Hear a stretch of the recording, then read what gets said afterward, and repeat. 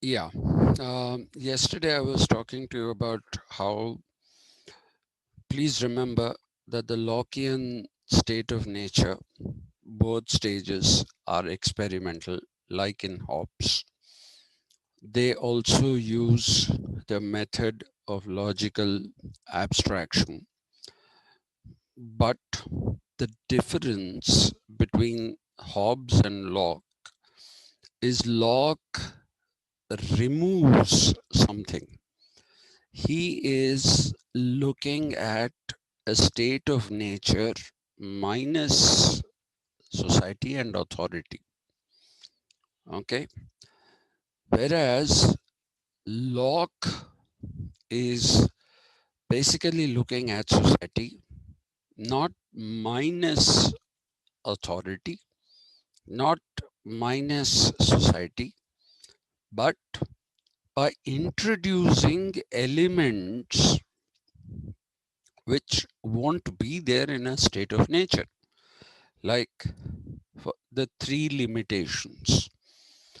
The first limitation being the spoilage limitation, the second limitation being the sufficiency limitation, and the third limitation, which I told you is an assumed limitation.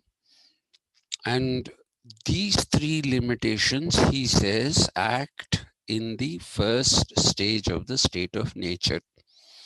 And because of the existence of these three, so his idea of abstraction is introduction of something. Okay, not removing something, but adding something, adding an abstract quality to the state of nature. Okay, the people didn't have any this thing about spoilage limitations and all that.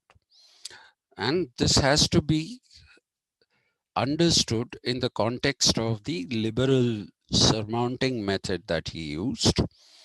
And you will see that while Hobbes made enemies with everyone, Locke was acceptable to everyone or most people. He was acceptable to most people. And so please remember that this is also an experimental state. It also uses logical abstraction, but instead of looking at something with which is absent, he's looking at a state of nature by making things that are originally not there in it and making it a present thing. So that is the difference between the two. And the fact that this is experimental and that he's doing logical abstraction is very much available from the idea that in the second stage of the state of nature itself, not even after the formation of the state, he's already introduced currency. Okay, whereas we know that tribal people who lived as communities with chieftains leading them, they bartered. Their idea of trade was if they had an extra something, they would give that and in return take something which they don't have adequately. So that was the system. Okay. So where was the system of money? Money came in much later. So please look at that book that I suggested yesterday by Niall Ferguson. Very interesting book, extremely interesting book. And it is John Locke and Adam Smith's political economy that led to the domination of the world by Great Britain. Okay, I'm not going to go back to these things that we discussed yesterday, but you must understand that the introduction of money itself is an experiment. Okay, in a state of nature, when you introduce money in the second stage, that itself is experimental. So he says when you introduce money, then the three restrictions are removed. Okay, this is a point that I did not discuss in a little bit of detail. We said money at that time was not paper. We said money was metal and mainly iron ore, sometimes also called pig iron.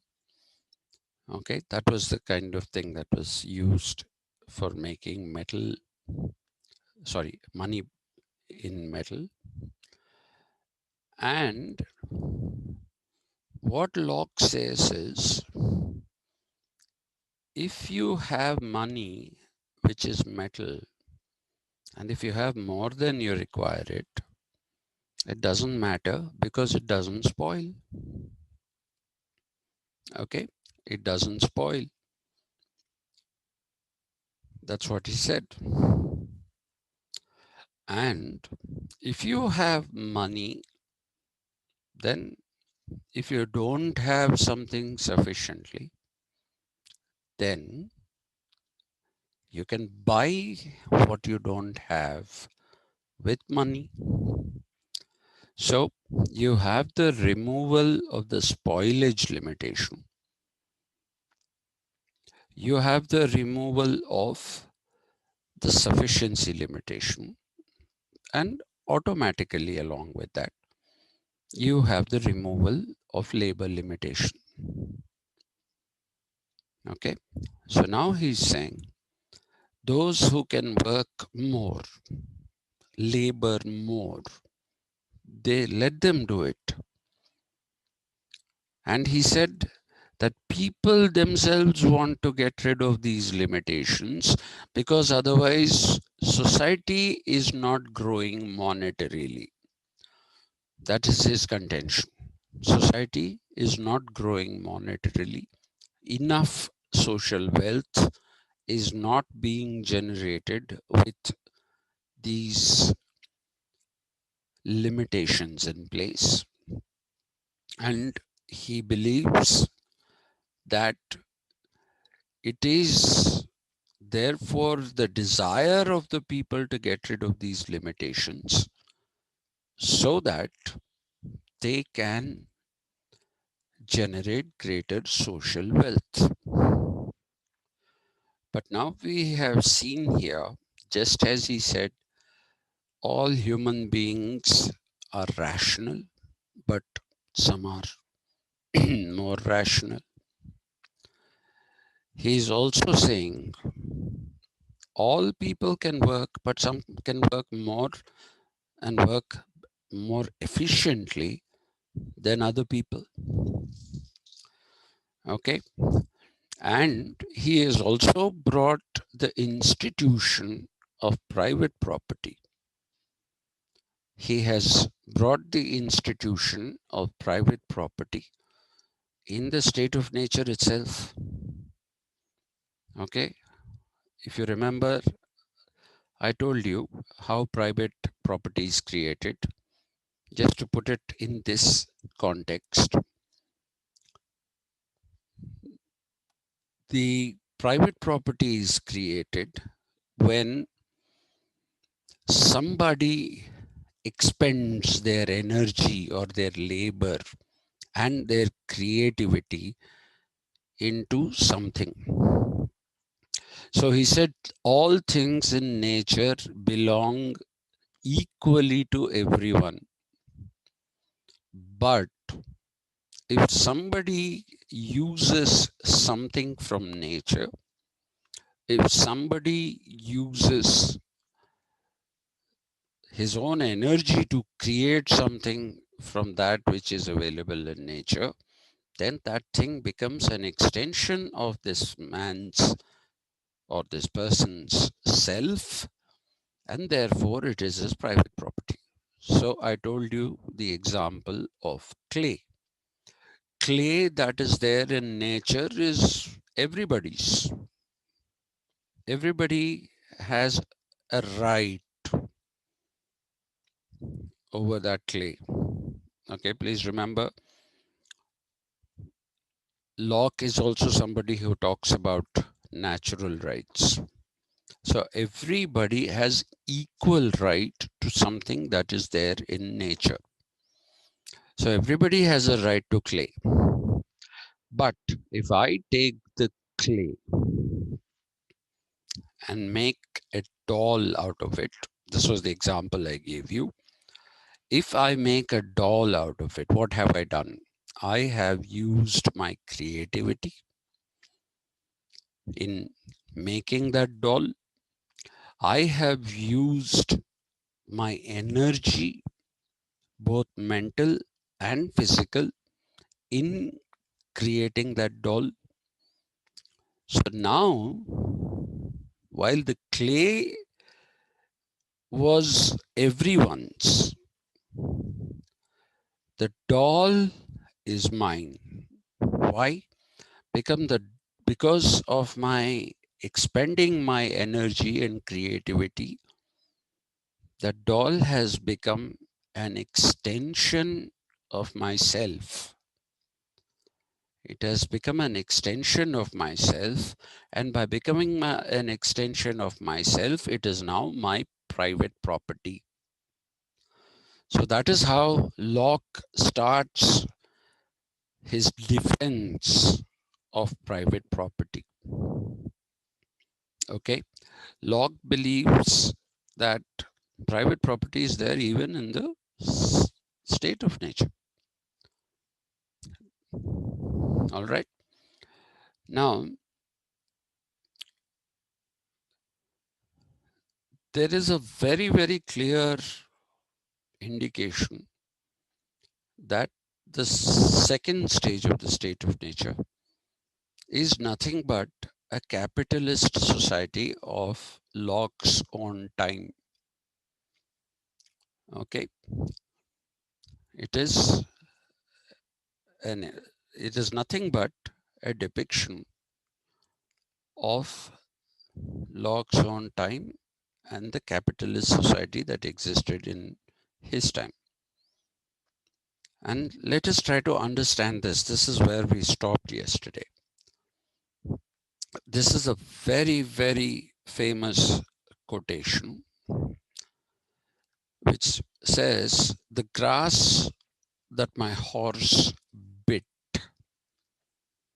the turf that my servant cut, and the ore that I have dug out from somewhere in nature is mine by my labor." Okay, so this is the last part of it is easy to understand. It's easy to understand because we've already established that something becomes yours if you expend energy into something that is there in nature. The ore is there in nature, but I have dug it out.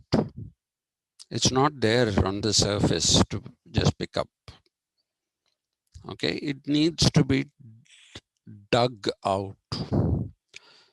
So I have dug out that ore from somewhere in nature. So what have I done? I have spent my energy in digging for that ore.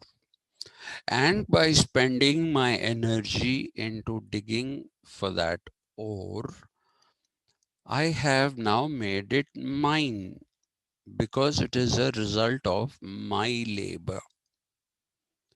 I did the hard work, I dug the ore, and therefore it is absolutely mine. No problem there. This is absolutely consistent with what he said about how private property is created. Now let's try to understand the first bit. The grass that my horse bit is mine by my labor. Read it like that. Forget the turf and the ore for some time. The grass that my horse bit is mine by my labor. How is this so? The grass has been bitten by the horse, so it should belong to the horse. It is the labor of the horse. How is it your labor? That's why I put MY in capital. The grass that my horse, which means that there is already private property. This horse is mine. My horse. Justification could be that it was a wild horse, which I have tamed and made it into mine. Taming of a horse is called breaking a horse. Breaking it meaning you take the wild quality out of it and domesticate it. Okay. So when I domesticated this horse, I expended my energy into it. I expended my energy into it, and therefore this horse itself is mine. And from here on, he's using a method which is called ordering. ORDERING. Students of maths like Prashant will know this very well. If A is greater than B, and if B is greater than C, what is the logical conclusion? The logical conclusion is A is greater than C. You can't say A is greater than B, B is greater than C, but C is greater than A. Can you? You cannot. So the system of ordering, as this is called in mathematics, this system is a logical deduction system, okay, which is A is greater than B, B is greater than C, and therefore A can only be greater than C. So the horse is mine. It has bit the grass, but when the horse itself is mine, whatever belongs to the horse automatically belongs to me. That is the ordering. The horse belongs to me, the grass belongs to the horse, and therefore the grass belongs to me. That is the system of ordering. And because I have basically used my energy in breaking the horse and domesticating it, that horse has become my private property. It has become my private property. It's not just any horse. It is a horse which is my private property. And whatever belongs to that, therefore, is mine. And since I broke the horse, its labor is also mine. The labor of the horse is also mine. Okay, since I have broken the horse. that is taken care of. Not a problem. You have broken the horse, so the horse is yours. And since it is yours in every which way, whatever it does also belongs to you. Its labor is also yours. All right. We have used a mathematical deductive model here of ordering, and we can justify this. The second bit is the one that is the tricky bit. The turf. Turf is another kind of grass. Okay, the turf is something that grows a little taller. The turf that my servant cut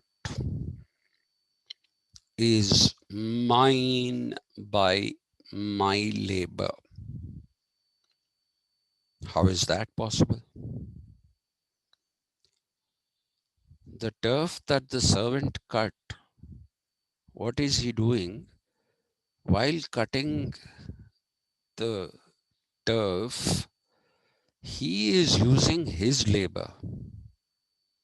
He is laboring and cutting the turf.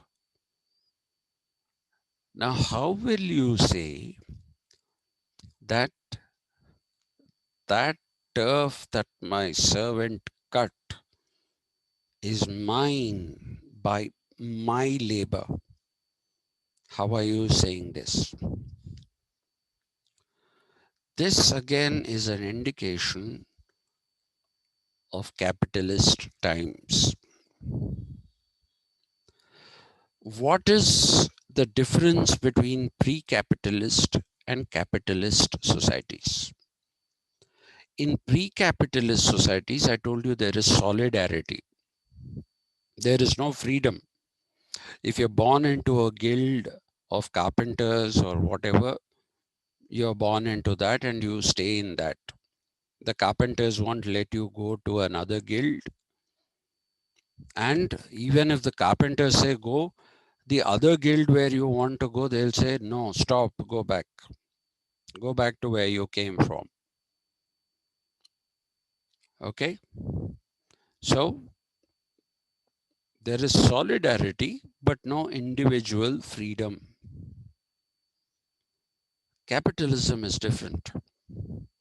In capitalism, we have these four frees: free thinking, freedom of speech, free will, free market.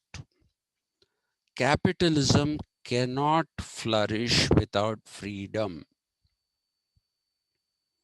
And even a staunch critic of capitalism like Karl Marx, if you read the Communist Manifesto, at least the version that I have, the pages are 48 and 49. In that, he extols capitalism. If you read only that bit of the Communist Manifesto, you'll think Marx is a capitalist. You will think that Marx is somebody who believed in capitalism. And that is not entirely untrue, because Marx is saying that capitalism sets the individual free, gives the right to self-determination, lets the individual choose what he wants to do. And it is because of capitalism that social wealth is generated. It is because of capitalism that the industrial revolution happened. And that is how you had an increase, manifold increase in social wealth. But that is only if you read a part of it. He says later on, capitalism loses this positive quality and turns into an exploitative system. It turns into an exploitative system, is what he says. That is when he talks about surplus value. But that's jumping the gun. Let's not go there now. What we are looking at is Locke, who's a person who's there when capitalism is blossoming. And when capitalism is blossoming, it gives opportunities. But before I go to that, let me get into this thing that the turf that my servant cut. How is that? Mine by my labor. What is the striking feature of capitalist society? Capitalist society, the striking feature is exchange of commodities for money. What do you do when you go to a supermarket? Okay, you take a trolley, you say, okay, I want that shampoo, I want this hair oil, I want this shaving cream. You put all of them in that trolley, go to the payment desk, they make a bill and give you, and you pay money, and all those things that you have selected for yourself are yours, right? So what are you doing? You're paying money for those. And by paying money for those, you're owning them now. As long as you didn't pay money, they are not yours. But the moment you have paid money for it, then that becomes yours. Now think of a situation where the supermarket fellow has products to sell. You and I, as consumers, we have money to buy. So the exchange relationship is facilitated by this, by either having a product to sell or by having money to buy. That is how the exchange system in the capitalist society works. Now, what if I don't have money? And what if I have nothing to sell? I have nothing to sell. I have no money to buy. So, am I out of the society? Am I out of the exchange process? That is the question. The answer to that is no. You are not out of the exchange process because you have an abstract property that you can put for exchange. What is that abstract property that you can put for exchange? It is your ability to labor. I can labor. So I put that for exchange. Somebody says, I want to buy your labor. They don't say it that way. What they say is, I have too much grass in my backyard. So will you cut that grass for me? The person says yes. So he'll cut the grass. And for his having cut the grass, you pay him a wage. You say, I'll pay you 300 rupees.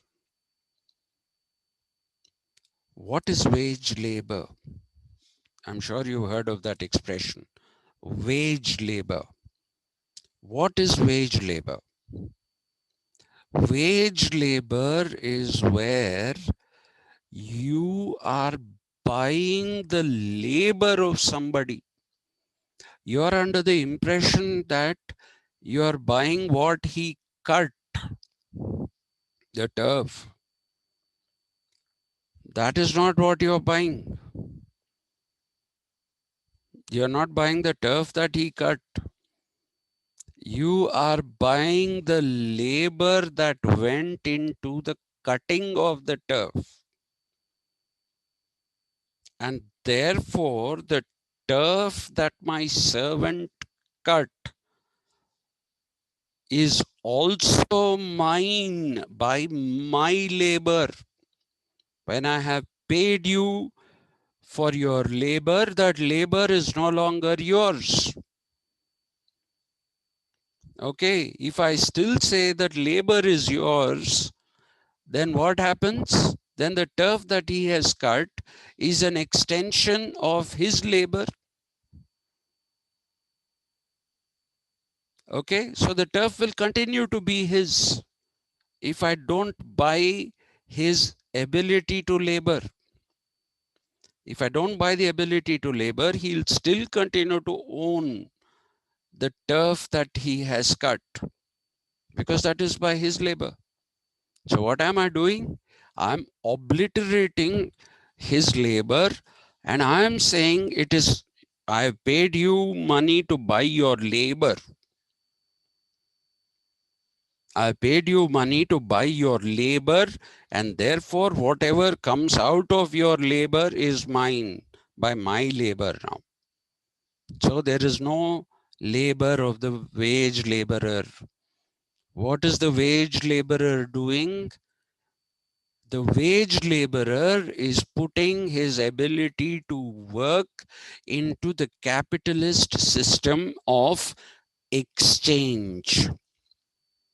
So when you don't have a product, when you don't have money, you put your ability to labor, you sell that labor away, you give away the product of your labor because you have given away your labor, and in return, you have made some money. Now that will allow you to go and buy something that you require. It might allow you to go and buy today's food for you and your family, right? That is when the pandemic broke out, everybody was saying, what about these daily wage laborers, daily wage workers? What about them? Because every day for them is a new day. They have to get up and go to work. And unless they work, they don't have money. So when the lockdown happened, all these people were driven into complete poverty. They were driven into complete poverty. That pathetic sight of people walking thousands of kilometers. I still cannot forget on NDTV at Agra, one man is asking somebody who's walking with a backpack. He says, where are you coming from? He says, I'm coming from Jhansi. And he says, where are you going? And he says, I'm going to Madhubani. And this man said, how much money do you have? He said, I have 10 rupees. He had already walked nearly 1,000 kilometers.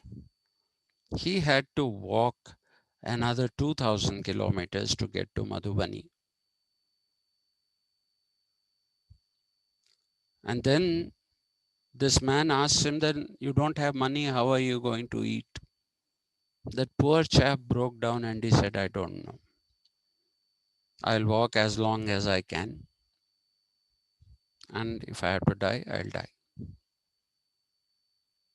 So many people died like that. This is a story we don't know. So many people died like that, walking without money. So that is the side of capitalism that Locke did not see.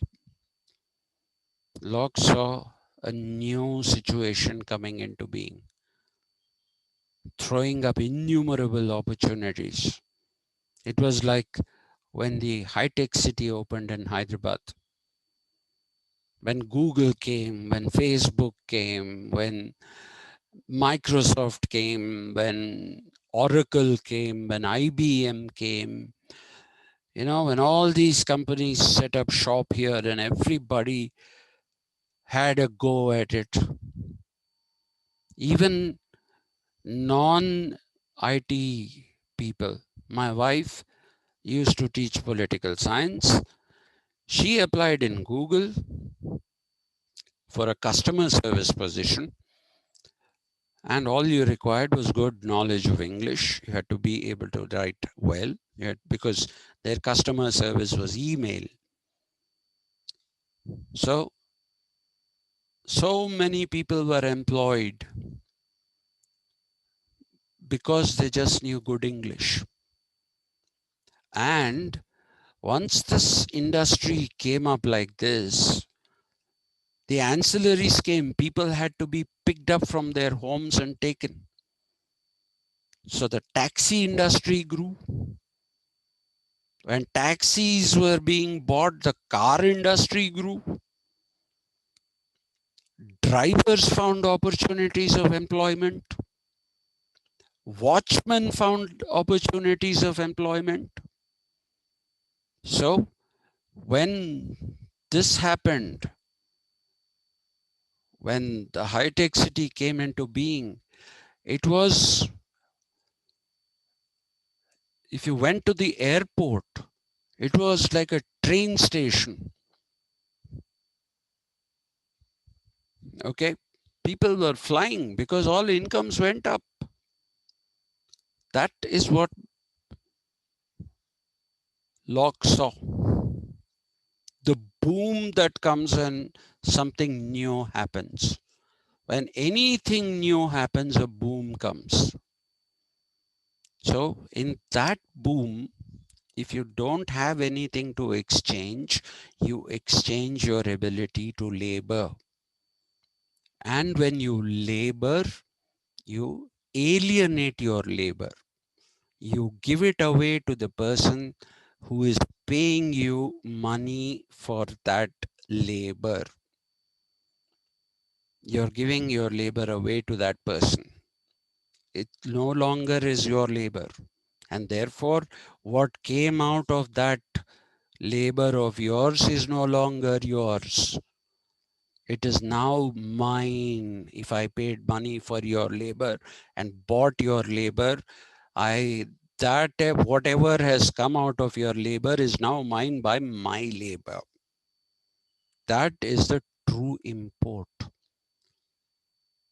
This is what you find in the Lockean system, which is the capitalist system, a system of capitalist exchange, where if you don't have actual things to buy and actual money, actual things to sell and money to buy, you sell your labor, which becomes mine.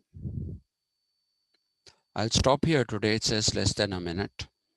Tomorrow, 1 o'clock, is it agreeable? Quickly